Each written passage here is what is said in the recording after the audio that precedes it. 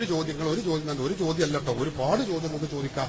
5 ചോദ്യങ്ങൾ ചോദിക്കണം എന്നാണ് ഞാൻ അങ്ങനെ കാട്ടിയതിന്റെ അർത്ഥം. അല്ലാതെ നിങ്ങൾ ഒന്നെന്ന് പറഞ്ഞപ്പോ നിങ്ങൾ 5 ചോദിക്കണം എന്നാണ് ഞാൻ പറഞ്ഞത്. 5 കഴിഞ്ഞിട്ട് പിന്നെ അടുത്ത 5 അങ്ങനെയാണ് പോട്ടെ. ചോദിക്കും. മാഷാ അല്ലാ.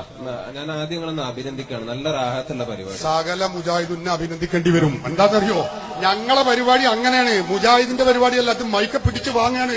മുജാഹിദിന്റെ പരിപാടി അതെനിക്ക് പറയാതിരിക്കാൻ വയ്യ. മുജാഹിദുകളുടെ ചോദിച്ച് ഞങ്ങളെ ചോദ്യകർത്താക്കളെ പിടിച്ചടിച്ചതും ഞാൻ അത് പറയുന്നില്ല. അതൊക്കെ പറയുമ്പോ പിന്നെ നിങ്ങൾക്ക് വിഷമം വരണ്ട.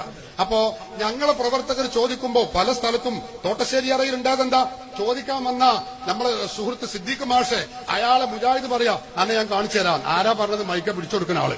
അത് ഇവിടെ ക്ലിപ്പില്ലേ, ഞാൻ മണിപ്പോ കാണിച്ചു തരും. അതാ പറഞ്ഞത്. നല്ല ശാന്തമായിട്ട് നിൽക്കുന്ന അണികൾ. അതെ, എല്ലാ അണികളും ഉഷാറാണ്, പറയുന്ന ആലിമീങ്ങളും ഉഷാറാണ്. ഒരു കുഴപ്പമില്ല, ഒക്കെ റെഡിയാണ്. ബാറക്കല്ലാഹു ഫി ഹാദൽ മജ്ലിസ്. ചോദിച്ചോളി. ആമീൻ. അള്ളാഹിന്റെ ബർക്കത്ത് മജ്ലിസിൽ ഉണ്ടാകട്ടെ. ആമീൻ. പിന്നെ എന്റെ ഉസ്താദെ ഉത്തരം പറഞ്ഞതിൽ തെറ്റിദ്ധരിച്ചതാണ് എന്നാണ് ഞാൻ മനസ്സിലാവുന്നത്. ഞാൻ പറഞ്ഞത് ഒരിക്കലും കബറുള്ള ആളുകളെ വിളിച്ച് പിന്നെ ആഗ്രഹ സഫലീകരണം നടത്തുന്നത് സുന്നത്താണെന്നല്ല. ഖബർ സിയാറത്ത് ചെയ്യുക എന്നതൊരു സൽപ്രവൃത്തിയാണ്. ഓക്കെ, ആ ഖബറുള്ള ആളുകളോട് തേടുമ്പോ അത് പിന്നെ വിഷയം മാറും, ഹുക്കും മാറും. ഇസ്തിഗാസയ്ക്ക് ചർച്ച കയറാതെക്കാൻ വേണ്ടി ഞാൻ അതവിടെ വൈൻഡപ്പ് ചെയ്യാണ്. ഞാൻ പറഞ്ഞിട്ടുള്ള തെറ്റിദ്ധരിക്കാൻ സാധ്യത ഉള്ളതുകൊണ്ടൊന്ന് ക്ലിയർ ചെയ്യാന്ന് മാത്രം. ഞാൻ പറഞ്ഞത് ഖബർ സിയാറത്ത് ചെയ്യുക എന്നുള്ളത് ഒരു പുണ്യകർമ്മമാണ്. ആ പുണ്യകർമ്മം, അതായത് അസ്ഹാബുൽ കഹ്ഫ് അവര് ചെയ്ത പുണ്യകർമ്മം വെച്ച് പിന്നെ തവസ്സുൽ ചെയ്ത് അള്ളാഹിനോട് പ്രാർത്ഥിച്ചതുപോലെ ഖബർ സിയാറത്ത് എന്ന പുണ്യകർമ്മം. ഒറ്റ മിനിറ്റ്, ഈ വിഷയത്തിൽ തന്നെ ഉസ്താദ് പറഞ്ഞോളി. ഒരു സെക്കൻഡ്. അല്ല, ആ പറഞ്ഞു അങ്ങനെ പോവുക, അതാണല്ലേ. മറ്റെന്താ അല്ല, ഒരു ദീർഘമായ ഒരു 5-8 ചോദ്യം ചോദിക്കാം. 5-8 ചോദ്യമല്ല, ഇപ്പൊ പറഞ്ഞതിനെ പറ്റിയാണ് പറഞ്ഞത്. ബാക്കിയാണ് അങ്ങനെ പോകും. അതാണ് ഏറ്റവും നല്ലത്. ഇന്ന് ആളുകൾക്കും പഠിക്കാൻ നല്ലതാ. നിങ്ങളത് പറയേണ്ടി വന്നത് എവിടെയെന്നറിയോ? നിങ്ങൾ ഇങ്ങോട്ട് ചോദിക്കണം, നിങ്ങൾ ഇങ്ങോട്ട് ശ്രദ്ധിക്കണം. അത് പറയേണ്ടി വന്നത് എവിടെയെന്നറിയോ? മദീനയിൽ 2 സിയാറത്തിന്റെ കഥ ഞാൻ പറഞ്ഞു. റസൂലുള്ളാഹി തങ്ങളുടെ ജാറത്തിനെ അഭയകേന്ദ്രമാക്കി ആവശ്യ പൂർത്തീകരണത്തിന് സ്വഹാബികൾ ഒന്നാകെ വന്നു. വലാദു ബിഖബരി നബി സല്ലല്ലാഹു അലൈഹി വസല്ലം, നബി തങ്ങളുടെ ഖബറിനെ അഭയകേന്ദ്രമാക്കി അവർ അവിടെ വെച്ച് പ്രാർത്ഥിച്ചു. ഇതാണ് ഞാൻ ഒരു സംഭവം. ബഹുമാനപ്പെട്ട ഉഖബത്ത് ബിൻ ആമിറിന്റെ സംഭവം പറഞ്ഞതെന്താ?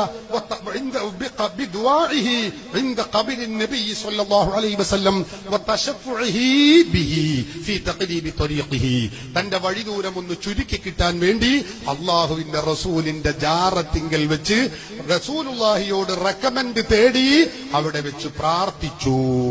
ഇത് രണ്ടും ഞാൻ പറഞ്ഞപ്പോ അതിനൊരു വ്യാഖ്യ, ഒരു സമാധാനത്തിന് വേണ്ടി നിങ്ങൾ പറഞ്ഞതാണ് അവിടെ സിയാറത്ത് ആ സിയാറത്ത് ഒരു പുണ്യകർമ്മം എന്നൊക്കെ നിങ്ങൾ ഈ പറഞ്ഞത് അതാണ്. അതിനാ ഞാൻ മറുപടി പറഞ്ഞത്. അങ്ങനെയുള്ള ആ പുണ്യകർമ്മം അല്ല അവിടെ നടന്നത്. അവിടെ നേരിട്ട് വഫാത്തായ നബി തങ്ങളോട് റെക്കമെൻഡ് തേടുകയാണ് ചെയ്തത് എന്നാ ഇപ്പൊ ഞാൻ ഈ പറഞ്ഞത്. നിങ്ങൾ പറഞ്ഞു അങ്ങനെ തേടുമ്പോ ശിർക്കാവും. അവിടെ തന്നെ എന്റെ സംശയം എന്ന് പറഞ്ഞാൽ എന്റെ ചോദ്യം എന്ത്? അപ്പോൾ ഉഖബത്ത് ബിൻ ആമിർ റളിയല്ലാഹു അൻഹു അദ്ദേഹം മുശ്രിക്കായോ? അതാ നമ്മൾ ചിന്തിക്കേണ്ടത്. ഈ മദീനയിലുള്ള സ്വഹാബികൾ എല്ലാവരും കൂടി ആരംഭ റസൂലുള്ളാഹി തങ്ങളെ ഖബറിങ്കൽ വന്നുകൊണ്ട് ഖബറിനെ അഭയകേന്ദ്രമാക്കി പ്രാർത്ഥിച്ചു. 1100 കൊല്ലം മുമ്പുള്ള ഗ്രന്ഥമാണ് എന്റെ വലത്തെ കയ്യിൽ. ഹിജറ 676 അന്തരിച്ച ഇമാം നവവി രേഖപ്പെടുത്തിയ ഗ്രന്ഥമാണ് എന്റെ ഇടത്തെ കയ്യിൽ. ചോദിക്കട്ടെ, ഈ 2 കിതാബിലും പറഞ്ഞ സംഭവങ്ങൾ അനുസരിച്ച് ഇത് ചെയ്തവർ മുശ്രിക്കായോ കാഫിറായോ? നിങ്ങൾ പറഞ്ഞത് ഇപ്പോഴും അതന്നെയുള്ളോ? അത് ശിർക്ക് തന്നെയാണ്, അത് കുഫർ തന്നെയാണ്. അപ്പൊ ഇവരൊക്കെ കാഫിറായോ എന്നാണ് നമ്മൾ മനസ്സിലാക്കേണ്ടത്. അതാണ് നമ്മുടെ പ്രസക്തമായ ഭാഗം. എന്റെ മറുപടിയുടെ പ്രസക്ത ഭാഗം അതാണ്. ഇവരൊക്കെ ചെയ്തത് ഖബറിങ്കൽ ചെന്ന് ഖബറിനെ അഭയകേന്ദ്രമാക്കുന്നു, ഖബറിലുള്ള നബി തങ്ങളോട് റെക്കമെൻഡ് തേടുന്നു, ശഫാഅത്ത് ചോദിക്കുന്നു. ഇത് ശിർക്കാണോ എന്നാ നമ്മൾ ഈ ചോദിക്കുന്നത്. അപ്പൊ ഈ സ്വഹാബികളൊക്കെ മുശ്രിക്കായോ? അപ്പൊ മുജാഹിദ് പഠിപ്പിക്കുന്ന ഈ തൗഹീദ് സ്വഹാബികൾക്ക് പരിചയമില്ല. അതാ ഞാൻ ഈ പറഞ്ഞത്. മനസ്സിലായോ? അത് ഇവിടെ മനസ്സിലാകാത്ത ഒരു സാധാരണക്കാരനും ഇല്ല. നിങ്ങളത് മനസ്സിലായിട്ടില്ല എന്ന് പറയരുത് ദയവായിട്ട്. ഇനി നിങ്ങൾ ചോദിച്ചോളൂ. പിന്നെ ഉസ്താദ് ഇവിടെ പറഞ്ഞിട്ടുള്ളത് വീണ്ടും നേരത്തെ സനദില്ല സനദില്ല എന്ന് പറഞ്ഞ സംഗതിയാണ് പറഞ്ഞിട്ടുള്ളത്. സനദില്ല എന്ന് ഞാൻ പറഞ്ഞിട്ടില്ല. അല്ലല്ല, അങ്ങനെ നബിതങ്ങൾ കൊടുത്തിട്ടില്ല. നബിതങ്ങൾ കൊടുത്തിട്ടില്ല. അങ്ങനെ ഇല്ലാത്തത് പറയാം. യഖൂലുൽ ഇസ്നാദു മിൻ ദീൻ വലൗല ഇസ്നാദു ലഖാല മൻ ഷാ. സനദ് വ്യക്തമാക്കൽ ദീനിൽപ്പെട്ടതാണ്. അതില്ലായിരുന്നുവെങ്കിൽ തോന്നിയവർ തോന്നിയത് പറയുമായിരുന്നു. അത് നിങ്ങൾ അർത്ഥം വെച്ച ശുദ്ധ കളവാണ്. ആയിക്കോട്ടെ ഉസ്താദ്, ശരിയായിട്ട് അർത്ഥം വെച്ചാൽ ഞാൻ ശരിയാ അർത്ഥം വെച്ചാൽ ലൗലൽ ഇസ്നാദു, ഇസ്നാദ് പറഞ്ഞിട്ടില്ലെങ്കിൽ നല്ല അതിന്റെ അർത്ഥം. ലൗലൽ ഇസ്നാദു, ഇസ്നാദ് ഇല്ലെങ്കിൽ എന്നാണ്. ലഖാല മൻ ഷാ മാ ഷാ, അതാ അതിന്റെ അർത്ഥം. ഇസ്നാദ് ഇല്ലെങ്കിൽ എന്തു ചെയ്യും? തോന്നിയവർ തോന്നിയത് പറയും എന്നാണ്. ഇസ്നാദ് എല്ലാവരും പറയണം എന്നല്ല. അങ്ങനെയാണെങ്കിൽ നമ്മുടെ മിഷ്കാത്തിലുള്ള കിതാബ് മുഴുവനും ഇസ്നാദ് പറയുന്നുണ്ടോ? സനദ് പറയുന്നുണ്ടോ? നിങ്ങൾ റിയാദുസ് സ്വാലിഹീനിൽ സനദ് പറയുന്നുണ്ടോ? നിങ്ങൾ ഒരു കിതാബെങ്കിലും നോക്കണ്ടേ? നിങ്ങളെ കുറ്റപ്പെടുത്തല്ല, ഹദീത്തിന്റെ ഒരു കിതാബെങ്കിലും നോക്കണ്ടേ? അപ്പൊ സനദ് ഇല്ലെങ്കിൽ എന്നാണ് അതിന്റെ അർത്ഥം. ലൗലൽ ഇസ്നാദു എന്ന് പറഞ്ഞാൽ സനദ് പറഞ്ഞിട്ടില്ലെങ്കിൽ എന്നല്ല. അത് നിങ്ങളെ പോക്കറ്റ് നിർത്തതാണ്. ബിസ്മിൻ ചൊല്ലി അവിടെ തന്നെ നിങ്ങൾ വെക്കണം എന്നാണ് എനിക്ക് പറയാനുള്ളത്. ഇസ്നാദ് സനദ് ഇല്ലെങ്കിൽ, സനദ് ഇല്ലാത്ത ഒരു കാര്യം ഇമാം നവവി റഹിമഹുല്ല തന്റെ കിതാബിൽ പറയോ? ഇസ്ലാമിലില്ലാത്ത ഒരു അനാചാരം, ഒരു കെട്ടുകഥ പറയുന്ന ആളാണോ ഇമാം നവവി? മഅദല്ലാഹ്. അപ്പൊ സനദ് മഹാൻ കളഞ്ഞു, പറഞ്ഞില്ല. ഇതല്ലാതെ അതിന് സനദ് ഇല്ല എന്ന് പറയാൻ എങ്ങനെ കഴിയും? അപ്പൊ അത് നിങ്ങളുടെ വകയാണ്, അത് ശരിയല്ല, അത് നിങ്ങൾ തിരുത്തന്നെ വേണം. ചോദിച്ചോളി, അടുത്ത ചോദ്യം. റെഡി ആയിട്ട് എങ്ങനെ പോവാ? ഓരോ അതുകൊണ്ട് ഇതാണ് ഒരു ചോദ്യം മറുപടി ആവുമ്പോ ഇതിന്റെ സുഖം എത്രയെന്നറിയോ? എല്ലാവർക്കും തിരിയും. സനദ് പറയൽ നിർബന്ധമാണ്. അതായത് ഒരു മിനിറ്റ് പറയോ, ഞാൻ സംസാരിച്ച് മുഴുമിപ്പിച്ചോളാം. അല്ല, അങ്ങനല്ല. അതായത് സനദ് ഇമാം നവവി റഹ്മത്തുള്ളാഹി അലൈഹി കൊടുത്തിട്ടില്ല എങ്കിൽ വേറെ ആരെങ്കിലും അതിന് സനദ് കൊടുത്തിട്ടുണ്ടെങ്കിൽ ആ സനദ് ഒന്ന് ഉദ്ധരിച്ചാൽ മതി. കാരണം ഇതൊരു വിശ്വാസ കാര്യത്തിന് ഉപയോഗിക്കുന്ന പിന്നെ ഒരു കാര്യമാണല്ലോ ഈ വിഷയത്തിൽ. അപ്പോ വേറെ ഏതെങ്കിലും ഇമാമിങ്ങള് മുഹദ്ദിസീങ്ങള് അതിന് സനദ് എത്തിച്ചിട്ട് പറഞ്ഞതല്ലേ, ഇമാനായി തന്നെ പറഞ്ഞതാണെന്നൊന്നുമില്ല. ഇനി ഞാന് ഇമാം നവവി മാത്രല്ല, ഈ സംഭവം പറഞ്ഞ ഇമാമുകളുടെ കിതാബുകളൊന്ന് പറയാം. അവരാരും ഇതൊരു കെട്ടുകഥയായി ശിർക്ക് പ്രചരിപ്പിക്കാൻ വേണ്ടി പറയോ? ഞാൻ ഒന്ന് എണ്ണിത്തര, കേട്ടോളി. ഒന്നാമത്തേത് ബഹുമാനപ്പെട്ട ഇമാം നവവി റഹിമഹുല്ല, ഞാൻ പറഞ്ഞു, തഹ്ദീബുൽ അസ്മാഇ വൽ ലുഗാത്ത്. രണ്ടാമത്തേത് അല്ലാമ ഇമാം ഷാമിയുടെ സുബുലുൽ ഹുദാ വർ റഷാദ്, 12ാം വാള്യം 407 പേജിൽ ഇത് പറയുന്നു. അല്ലാമ ബദറുദ്ദീനുൽ ഐനി സഹീഹുൽ ബുഖാരിയുടെ വ്യാഖ്യാന ഗ്രന്ഥം ഉംദത്തുൽ ഖാരി 17ാം വാള്യം 309 പേജിൽ ഇത് രേഖപ്പെടുത്തി വെക്കുന്നു.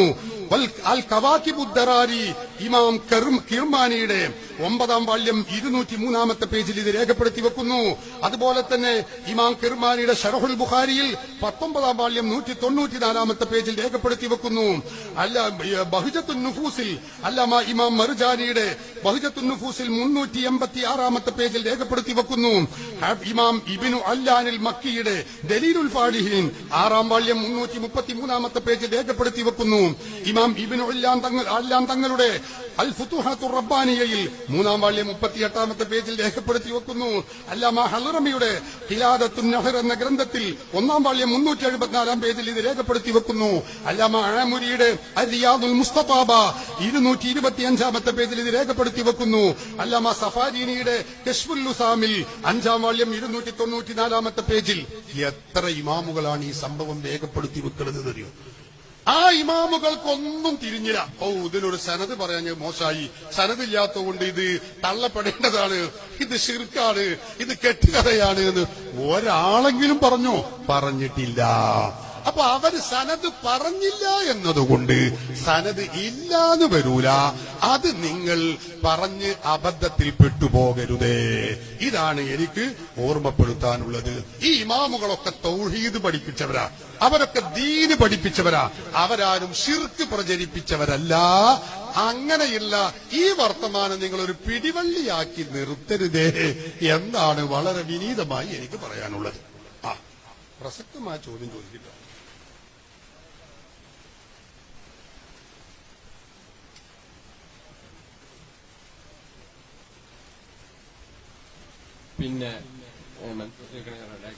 പിന്നെ സനദ് ഉണ്ടെങ്കിലേ നമ്മളെ സംബന്ധിച്ചിടത്തോളം ഒരു കാര്യം തീരുമാനമാവുള്ളൂ. സനദില്ലാതെ ഒരു വിഷയം തീരും. ദീനിലെ അഖീദ വിഷയത്തിൽ ഒരു കാര്യം തീരുമാനിക്കല് അത് എന്ത് അടിസ്ഥാനത്തിലാണ് എനിക്ക് മനസ്സിലാവണില്ല. ഞാൻ മനസ്സിലാക്കിയെടുത്തോളം പിന്നെ അഷ്അരി മദ്ഹബാണ് തോന്നുന്നുണ്ട് നിങ്ങൾ വിശ്വാസ കർമ്മത്തിലൊക്കെ പിന്തുടരുന്നത്.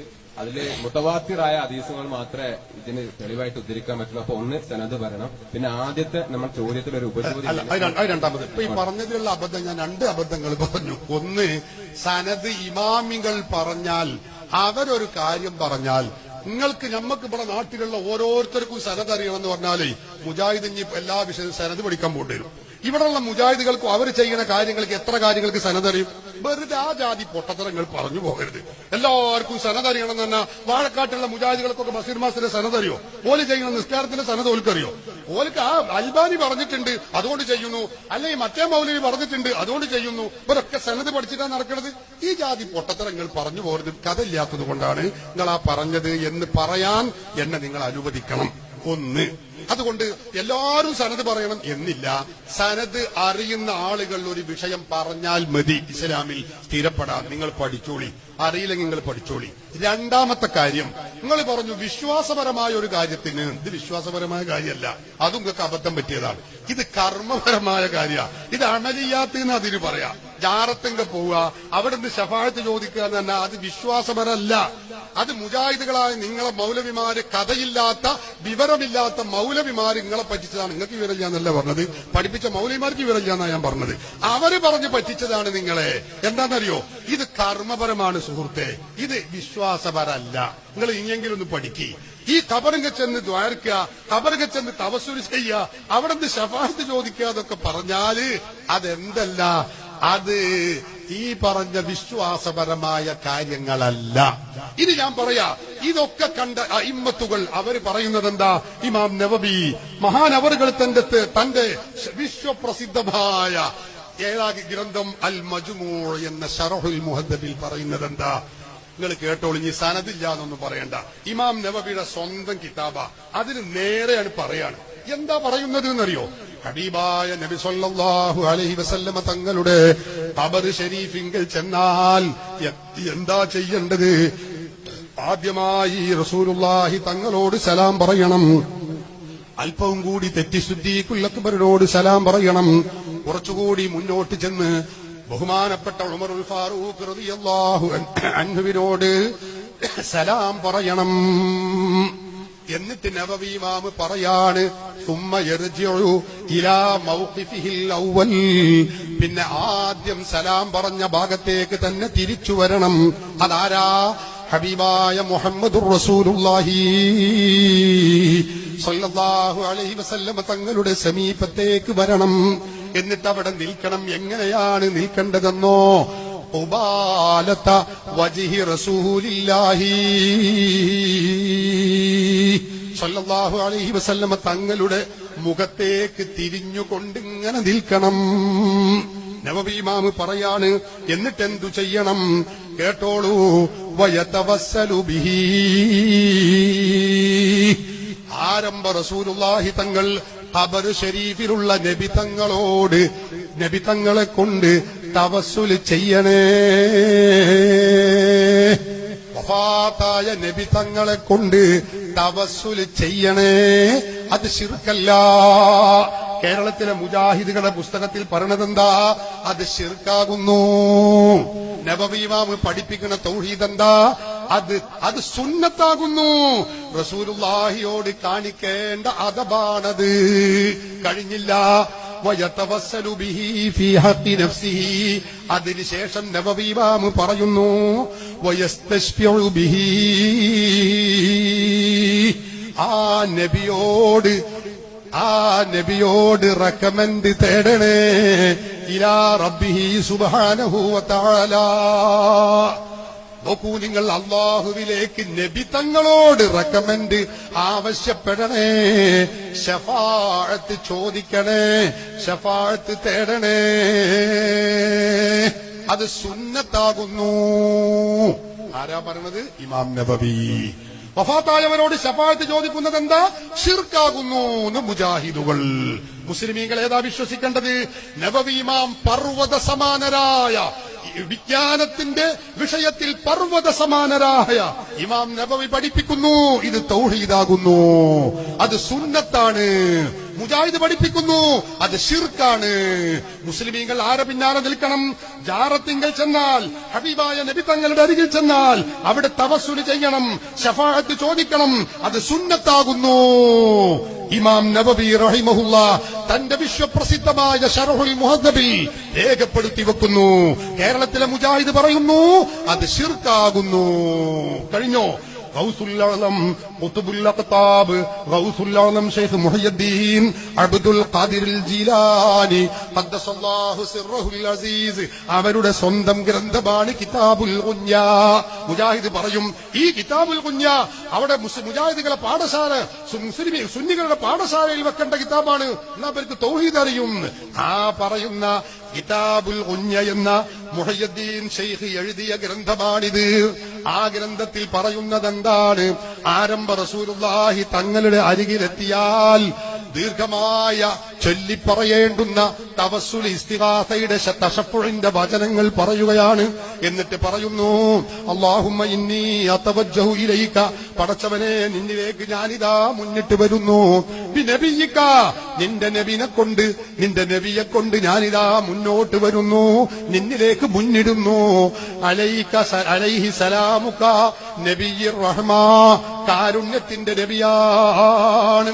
ആ നബിയെ കൊണ്ട് ഞാനിതാ നിന്നിലേക്ക് മുന്നിടുന്നു. യാ റസൂലല്ലാഹ്, വഫാത്തായി ഖബറിൽ കിടക്കുന്ന നബി തങ്ങളെ വിളിക്കണമെന്ന് ഇമാം ഗൗസുൽ അഅ്ലം ശൈഖ് മുഹയ്യിദ്ദീൻ അബ്ദുൽ ഖാദിർ ജീലാനി തന്റെ കിതാബുൽ ഗുഞ്ഞയിൽ രേഖപ്പെടുത്തി വെക്കുന്നു. റസൂലുള്ളാഹി തങ്ങളെ വിളിച്ചു പറയേണ്ടതെന്താ? യാ റസൂലല്ലാഹ് ഇന്നി അതവജ്ജഹു ബിക, നബിയേ തങ്ങളെ കൊണ്ട് ഞാനിതാ മുന്നിടുന്നു. ഇലാ റബ്ബി, എന്റെ റബ്ബിലേക്ക് മുന്നിടുന്നു. ലിയഗ്ഫിറ ലീ ദുനൂബി, എന്റെ ദോഷം പൊറുത്തു കിട്ടാൻ വേണ്ടി നബിയെ തങ്ങൾ മുഖേന ഞാനിതാ അല്ലാഹുവിലേക്ക് മുന്നിടുന്നു. എന്നിട്ട് പറയണം, അല്ലാഹുമ്മ ഇന്നി അസ്അലുക, അല്ലാഹുവേ നിന്നോട് ഞാൻ ചോദിക്കുന്നു, ബിഹഖിഹി, ആ നബി സല്ലല്ലാഹു അലൈഹി വസല്ലമ തങ്ങളുടെ ഹഖ് കൊണ്ട് ഞാൻ ചോദിക്കുന്നു, അൻ തഗ്ഫിറ ലീ, എനിക്ക് നീ പൊറുത്തു തരണേ അല്ലാഹ്, വതർഹമനി, എനിക്ക് നീ റഹ്മത്ത് ചെയ്യണേ അല്ലാഹ്. റസൂലുള്ളാഹിന്റെ ഹഖ് കൊണ്ട് തവസ്സുൽ, റസൂലുള്ളാഹി തങ്ങളെ നേരിട്ട് വിളിച്ചുകൊണ്ടുള്ള ഇസ്തിഗാസയും ചെയ്യണം. ആരാ പറയുന്നത്? ഗൗസുൽ അഅ്ലം ശൈഖ് ജീലാനി. ഇനി വേണോ കിതാബ്? ഞാനിങ്ങനെ എണ്ണി പറയും. ഒന്നുകൂടി പറയാം, അത് നിങ്ങൾ പറയാൻ അനുവദിക്കണം. നമ്മുടെ ഇമാമുൽ അയിമ്മ ഇമാമുന ശാഫിഈ റളിയല്ലാഹു അൻഹുവിന്റെ ഗുരുനാഥനായ ഇമാം മാലിക് ബിൻ അനസ് റളിയല്ലാഹു അൻഹു ഇമാമു ദാരിൽ ഹിജ്റ, മദീനയുടെ ഇമാമാണ്. സഹോദരങ്ങളെ, അവിടുത്തെ ഖാദിയാണ്, അവിടുത്തെ മുഫ്തിയാണ്, അവിടുത്തെ മുദരിസാണ്. അന്നത്തെ ഭരണാധികാരിയായ അബൂ ജഅഫർ എന്ന് പറയുന്ന ചക്രവർത്തി ഇമാം മാലിക് തങ്ങളുടെ അരികിൽ വരികയാണ്. യാ അബാ അബ്ദില്ലാഹ്, ഇമാം മാലിക് തങ്ങളെ വിളിക്കുകയാണ്. അസ്തഖ്ബിലുൽ ഖിബലത വഅദഉ അമ്മസ്തഖ്ബിലു റസൂലല്ലാഹി സ്വല്ലല്ലാഹു അലൈഹി വസല്ലം. അല്ല ഇമാം മാലിക്, ഞാൻ റസൂലുള്ളാഹി തങ്ങളുടെ സവിധത്തിലാണ്, ഖബർ ശരീഫിന്റെ അരികിലാ, ജാറത്തിങ്കലാ ഉള്ളത്. ഇവിടുന്ന് ദ്വാരക്കുമ്പോ ഞാൻ എങ്ങോട്ടാ തിരിയേണ്ടത്?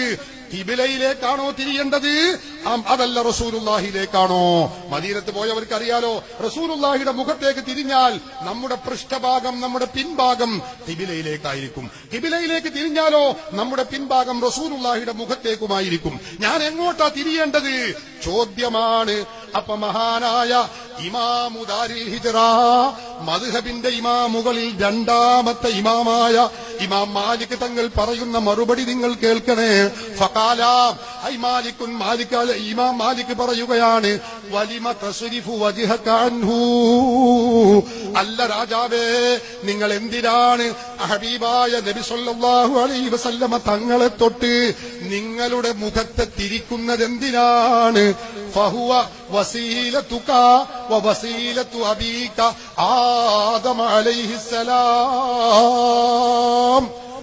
ആ റസൂലുള്ളാഹി തങ്ങൾ നിങ്ങളുടെയും ആദം നബി മുതൽ ഖിയാമത്ത് നാൾ വരെയുള്ള മുഴുവൻ ആളുകളുടെയും വസീലയാണ്, ഇടയാളനാണല്ലോ. അതുകൊണ്ട് ബല്ലിസ്തഖ്ബിൽഹു, റസൂലിലേക്ക് നിങ്ങൾ തിരിഞ്ഞോളൂ. നോക്കണം നിങ്ങൾ, ഇമാം മാലിക് നൽകുന്ന ഫത്വയാണ്. ബല്ലിസ്തഖ്ബിൽഹു, ഹബീബായ നബി സല്ലല്ലാഹു അലൈഹി വസല്ലമ തങ്ങളിലേക്ക് തിരിഞ്ഞോളൂ. വസ്തശ്ഫിഉ ബിഹി, വസ്തശ്ഫിഉ ബിഹി, ഹബീബായ നബി സല്ലല്ലാഹു അലൈഹി വസല്ലമ തങ്ങളോട് നിങ്ങൾ ശഫാഅത്ത് ചോദിച്ചോളൂ. الشفاعة هب لنا في القيامة مشفقا الله لنا إن ضايا سيدي خير النبي. മുസ്ലിമീങ്ങൾ ശഫാഅത്ത് ചെയ്യാറുണ്ട്, ചോദിക്കാറുണ്ട്. അത് ചോദിച്ചോളൂ. മാലിക് ഇമാമ് പഠിപ്പിക്കുന്നു. കേരളത്തിലെ മുജാഹിദുകൾക്ക് വിശ്വാസം പഠിപ്പിക്കാൻ വേണ്ടി പുറത്തിറക്കിയ പുസ്തകമാണിത്, വിശ്വാസ കാര്യങ്ങൾ. ഈ പുസ്തകത്തിൽ പറയുന്നതോ, അങ്ങനെ നബി സല്ലല്ലാഹു അലൈഹി വസല്ലമ തങ്ങളെ വിളിച്ച് ശഫാഅത്ത് ചോദിക്കുന്നവൻ മുശ്രിക്കാണ്, അത് കടുത്ത ശിർക്കാകുന്നു. മുസ്ലിമീങ്ങളെ, വാഴക്കാട് ഈ വലിയ ഗ്രൗണ്ടിൽ തടിച്ചുകൂടിയ ഈ ജനസഞ്ചയത്തോട് ഞാൻ ചോദിക്കട്ടെ, മുസ്ലിങ്ങളെ, നമ്മൾ ആരെ കൂടെ നിൽക്കണം? നമ്മുടെ ആഖിറത്തിന്റെ രക്ഷയോർത്ത് ആരുടെ കൂടെ നിൽക്കണം? ഇമാം മദ്ഹബിന്റെ ഇമാമായ, അതേ ഹദീസ് രംഗത്ത് പർവ്വത സമാനരായ, സമുദ്ര സമാന വിജ്ഞാനത്തിന്റെ ഉടമയായ ഇമാം ഷാഫി തങ്ങളുടെ ഗുരുവര്യരായ ഇമാം മാലിക് തങ്ങൾ പറയുന്നു, ഹബീബായ നബി തങ്ങളോട് ശഫാഅത്ത് തേടാം.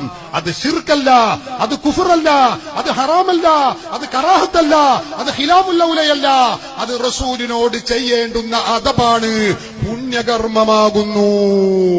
ഇമാം മാലിക് പഠിപ്പിക്കുന്ന തൗഹീദ് അങ്ങനെയാണ്. കേരളത്തിലെ മുജാഹിദ് പറയുന്ന തൗഹീദ് എന്താ? അത് ശിർക്കാകുന്നു, അത് കുഫറാകുന്നു. അത് ചെയ്യുന്നവൻ മുശ്രിക്കാണ്, കാഫിറാണ്, ജൂതനാണ്, ക്രിസ്ത്യാനിയാണ്. മഅദല്ലാഹ്. മുസ്ലിമീങ്ങളെ, നമ്മൾ ആരെ കൂടെ നിൽക്കണം? കഥയറിയാത്ത, വിവരമില്ലാത്ത മൗലവി പരീക്ഷകൾ എഴുതിയ ഈ ദുർവ്യാഖ്യാന ബാന്ധത്തിന്റെ പിറകിൽ നിൽക്കണോ? അതല്ല, 14 നൂറ്റാണ്ടിന്റെ മഹിതമായ പാരമ്പര്യത്തോടെ അഹ്ലുസുന്നത്തി വൽ ജമാഅത്തിന്റെ സച്ചരിതരായ മഹാത്മാക്കളായ പണ്ഡിതന്മാർ, സ്വഹാബികൾ, താബിഉകൾ, മദ്ഹബിന്റെ ഇമാമുകൾ, അവിടെ നിങ്ങോട്ടുള്ള സർവ്വ ഇമാമുകളും അവർ പഠിപ്പിച്ച തൗഹീദിന്റെ കൂടെ